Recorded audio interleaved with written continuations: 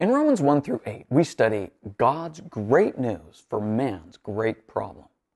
Paul the Apostle wrote these words as his last will and testament, putting in writing everything he had learned over 25 years. And he wanted this great treasury of truth to be stored in Rome, the greatest city of the world in his day, so this truth could be shared across the earth. Now, Paul begins by introducing himself. Quote, Paul, bondslave of Christ Jesus, a called apostle, set apart for the gospel of God.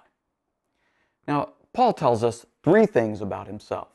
First, he chose to bind his life to Christ Jesus, his Lord and Master, for his entire life. A bondslave is someone who chooses to be under one master for life, and Paul's master was Jesus Christ. Now, Paul also says he is a called apostle, meaning he has been called to be a messenger of a very special message.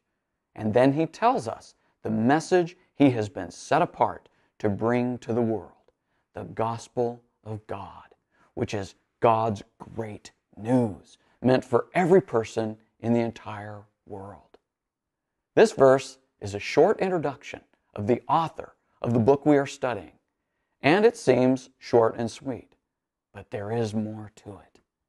This verse tells us that Paul knows who he is because he knows Jesus Christ.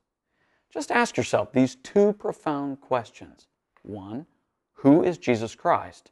And two, who am I? If we do not know who Jesus Christ is, we can never find out who we were created to be. But Paul wrote from solid ground.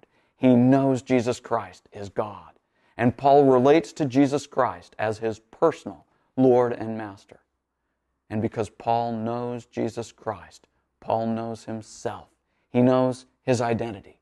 He is a messenger of a powerful message, the greatest news ever heard, God's great news for man's great